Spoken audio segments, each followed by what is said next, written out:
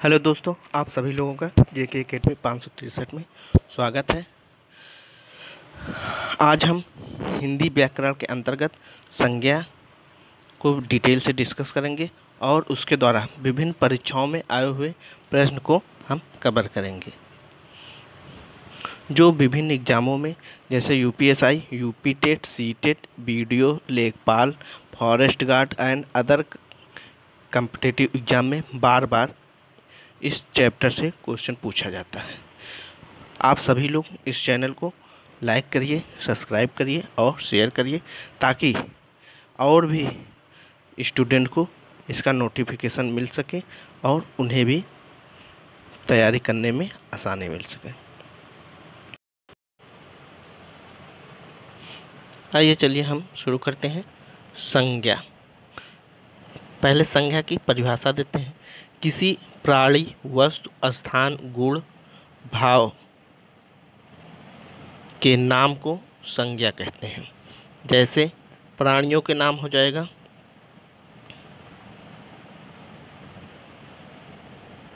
मोर, घोड़ा, अनिल, किरण, जवाहरलाल नेहरू आदि, ये जो है प्राणी हो गए।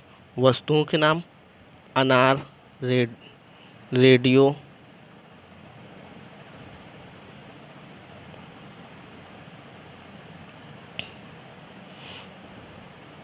किताब, संदूक, ये वस्तु के नाम हो जाएगा।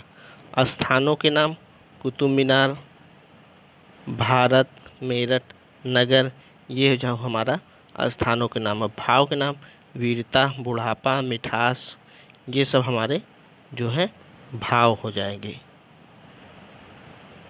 इसी प्रकार यहाँ वस्तु शब्द का प्रयोग व्यापक अर्थ में हुआ है, जो केवल वाणी और पदार्थ का वाचक नहीं वरन उनके धर्मों का भी सूचक है।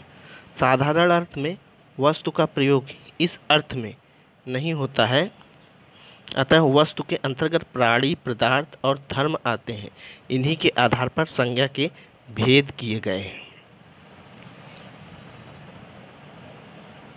संज्ञा के भेद। संज्ञा के कुल 5 भेद होते हैं। पहला है व्यक्तिवाचक संज्ञा, दूसरा है जातिवाचक संज्ञा, तीसरा है भाववाचक संज्ञा, चौथा है समूहवाचक संज्ञा, पांचवा है द्रव्यवाचक संज्ञा। आइए चलिए हम एक एक को कवर करते हैं।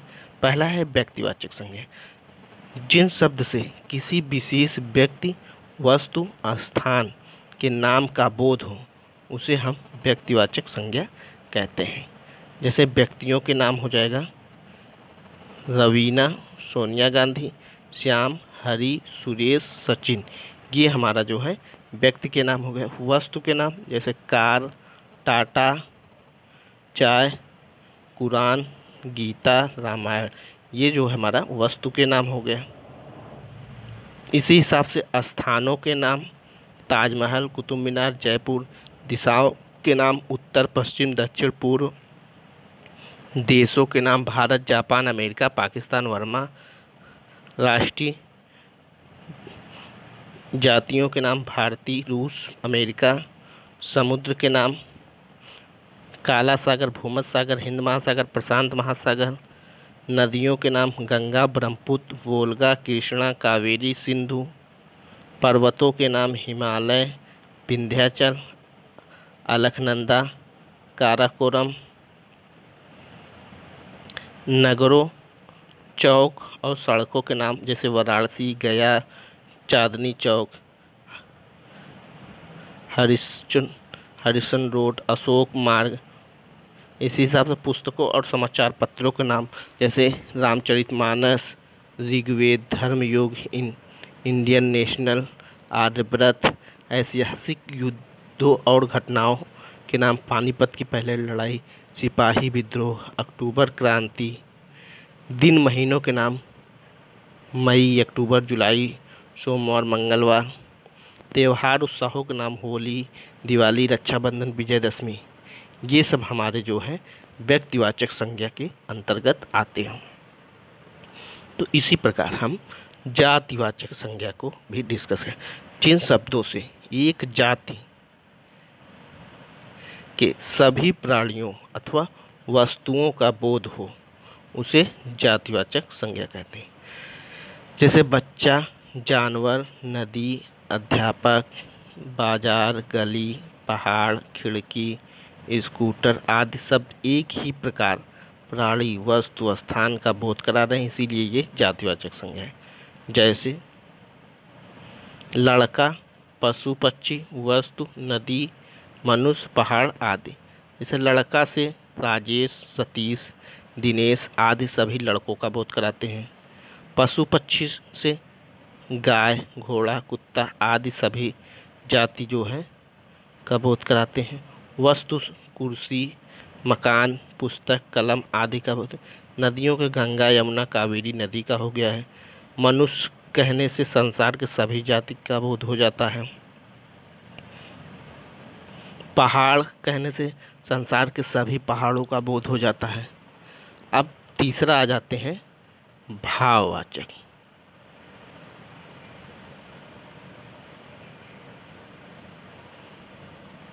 भाववाचक संज्ञा थकान, मिठास, बुढ़ापा, गरीब, आज़ादी, हंसी, चढ़ाई, साहस, वीरता आदि शब्द भाव, गुण, अवस्था, क्रिया के व्यापार का बोध करा रहे हैं, इसीलिए ये भाववाचक संज्ञा कहलाते हैं।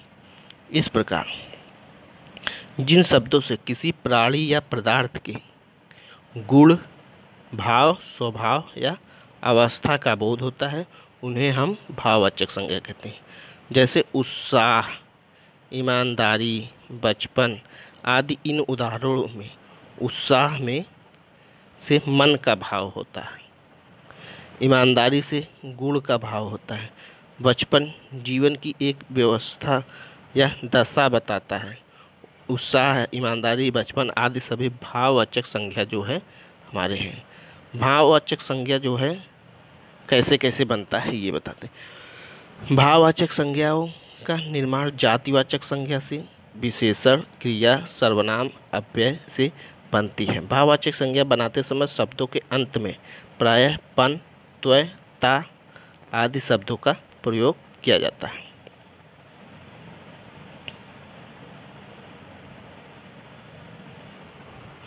पहला आ जाता है जातिवाचक संज्ञा से हमारा भाववाचक संज्ञा कहते पड़ता है। स्त्री से स्त्रीत्व, मनुष्य से मनुष्यता, शास्त्र से शास्त्रीयता, भाई से भाईचारा, पुरुष से पौरुष, जाति से जातीयता, पशु से पशुता, बच्चा से बचपन, धनुष का धनुजता, नारी से नारीत्व।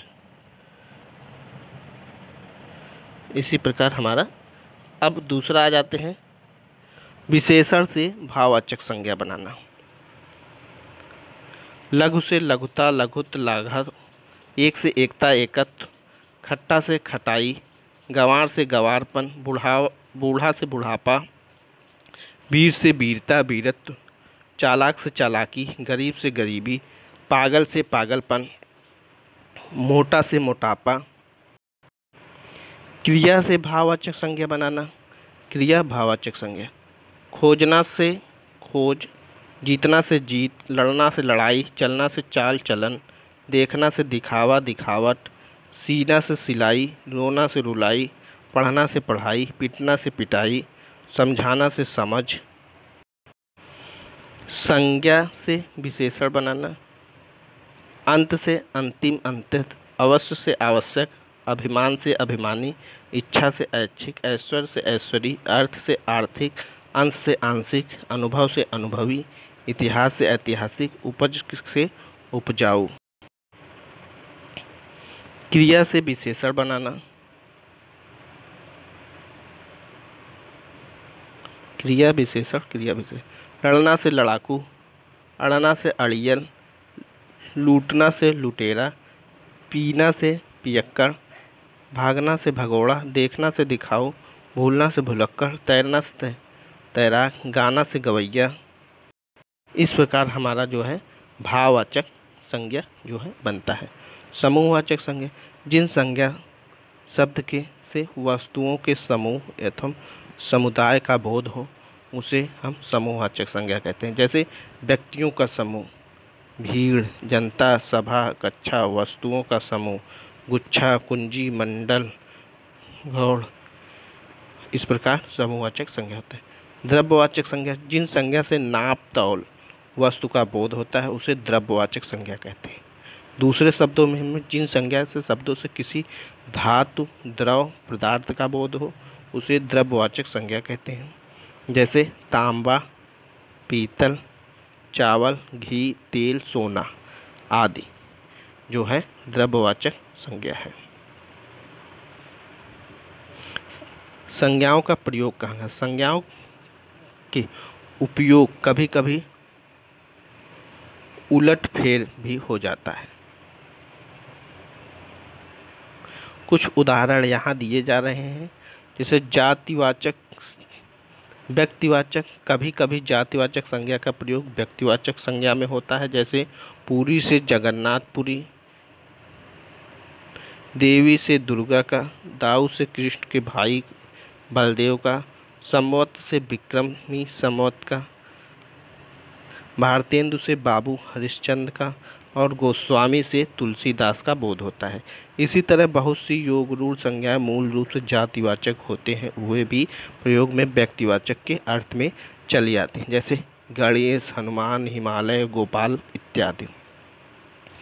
इसी हिसाब से व्यक्तिवाचक संज्ञा से जातिवाचक में भी हो जाता है। कभी कभी व्यक्तिवाचक संज्ञा का प्रयोग जातिवाचक में होता है। ऐसे किसी व्यक्ति का असाधारण गुण धर्म दिखाने के लिए किया जाता है। ऐसे अवस्था में व्यक्तिवाचक संज्ञा जातिवाचक संज्ञा में बदल जाती है। जैसे गांधी अपने समय में कृष्ण थे, यशोदा हमारे घर की लक्ष्मी है, तुम कलयुग के भीम हो इत्यादि। इस हिसाब से भाववाचक से जातिवाचक हो जाता है। कभी कभी भाववाचक संज्ञा का प्रयोग जातिवाचक संज्ञा में होता है। उदाहरण, ये सब कैसे अच्छे पहरवे हैं। यहाँ पहरवा भाववाचक है, पहरावा जो है भाववाचक संज्ञा, किंतु प्रयोग जातिवाचक संज्ञा में हुआ है। पहरावे से पहनने के वस्त्र का बोध होता है। इस प्रकार हमारा जो है संज्ञा जो है संज्ञा परिभाषा और उसके पांचों भेद को हमने अच्छे से कवर किया और हम इसमें कुछ विभिन्न परीक्षाओं में पूछे गए क्वेश्चन को डिस्कस करेंगे। संज्ञा से संबंधित परीक्षाओं में पूछे गए प्रश्न। पहला है, संज्ञा किसे कहते हैं? स्थान के नाम को, वस्तु के नाम को, प्राणी के नाम को, ये सभी को संज्ञा हम जो है इन सभी को संज्ञा कहते हैं। दूसरा कह रहा है, संज्ञा के भेद नहीं है, जातिवाचक, गुणवाचक, व्यक्तिवाचक और द्रव्यवाचक। जो हमारा जो है गुणवाचक ये संज्ञा नहीं होता है। तीसरा क्वेश्चन है, संज्ञा के कितने भेद होते हैं? 5, 2, 7, 6। अभी हमने पीछे डिस्कस किया है तो 5 भेद होते हैं। जातिवाचक संज्ञा शब्द है डॉक्टर, कामायनी, सुशील, बचपन। तो डॉक्टर हमारा जो है किसी जाति को बोध कराता है, जातिवाचक संज्ञा है। पांचवा जो हमारा निम्नलिखित में से कौन सा शब्द संज्ञा है? कुदूर्ध, क्रोध और क्रोधित, क्रोधी। तो हमारा हो जाएगा क्रोध।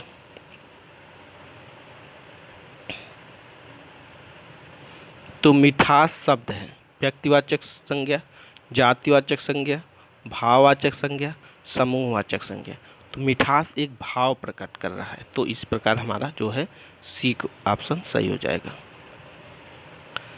महात्म्य शब्द है क्रिया विशेषण, भाववाचक। महात्म्य जो हमारा भाव प्रकट कर रहा है, तो इस प्रकार हमारा भाववाचक संज्ञा हो जाएगा। निम्नलिखित विकल्पों में से किस विकल्प में सभी शब्द व्यक्तिवाचक संज्ञा है? ममता, बैल, राधेश्याम, पन्नालाल, हिमालय, आम, साधना, ऊंचाई, उदासी, शेर, चालाकी। तो हमारा राधेश्याम, पन्ना और हिमालय जो है वो व्यक्तिवाचक संज्ञा है। तो 9वां क्वेश्चन हो जाएगा, निम्नलिखित विकल्पों में से किस विकल्प में सभी शब्द समूहवाचक संज्ञा, समूह का बोध कराता है? सेना, कक्षा, सभा, अध्यापक, मिठाई, समाचार, पशु, मानव, अच्छा, चोरी, गूढ़ता, साधु। तो हमारा हो जाएगा सेना, कक्षा और सभा जो है हमारा समूहवाचक संज्ञा हो जाएगा। निम्नलिखित में से कौन सा शब्द व्यक्तिवाचक संज्ञा है? आगरा, गरीब, पानी, बचपन। तो इसमें हमारा आगरा हो जाएगा। 11वां क्वेश्चन है, जटिल विशेषण के लिए निम्नलिखित में से उपयुक्त संज्ञा होगी? दृष्टि, प्रश्न, समस्या, स्थिति। तो हमारा हो जाएगा समस्या। 12वां क्वेश्चन, मानव शब्द के लिए उपयुक्त भाववाचक संज्ञा है? मनस्वी, मानवता, मनुष्यत्व, आदमियत। तो हमारा मानवता हो जाएगा। 13 नंबर क्वेश्चन, क्रिया से बनाने वाली भाववाचक संज्ञा? थकावट, बुराई, आलस, बुढ़ापा। तो हमारा थकावट हो जाएगा। 14 नंबर, हमें गरीबों पर दया करनी चाहिए। इनमें रेखांकित शब्द हैं अव्यवस्थावाचक विशेषण, संज्ञा, विशेषण, क्रिया। तो हमारा हो जाएगा संज्ञा। 15 नंबर, कवि शब्द में कौन सी संज्ञा है? व्यक्तिवाचक, जातिवाचक, द्रव्यवाचक, भाववाचक। तो इसमें हमारा हो जाएगा जातिवाचक संज्ञा।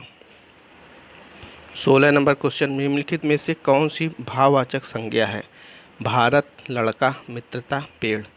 तो हमारा हो जाएगा मित्रता। 17 नंबर क्वेश्चन, निम्नलिखित में से कौन सा शब्द समूहवाचक संज्ञा नहीं है? सभा, कक्षा, भीड़ और दौड़। तो हमारा दौड़ जो है समूहवाचक संज्ञा नहीं है। 18 नंबर, निम्नलिखित में से कौन सा शब्द द्रव्यवाचक संज्ञा है? खटाई, मिठाई, दूध, ठंडा। तो इसमें हमारा सी हो जाएगा ठंडा। 19 नंबर क्वेश्चन, निम्नलिखित विशेषणों में से संज्ञा को पहचानिए। आसमानी, नियमित, पश्चात, अनुशासन। तो हमारा हो जाना अनुशासन। 20वां क्वेश्चन, निम्नलिखित में से संज्ञा शब्द है? हरा, पतला, सभा और गहरा। तो हमारा हो जाएगा सभा।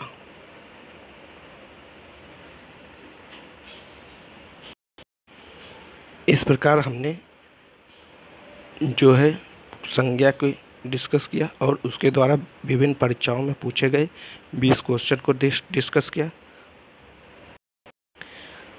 आप सभी लोग इस वीडियो को 2 से 3 बार अच्छे से देखिए, आपका एक भी क्वेश्चन गलत नहीं होगा। आप सभी लोग का वीडियो देखने के लिए बहुत बहुत धन्यवाद।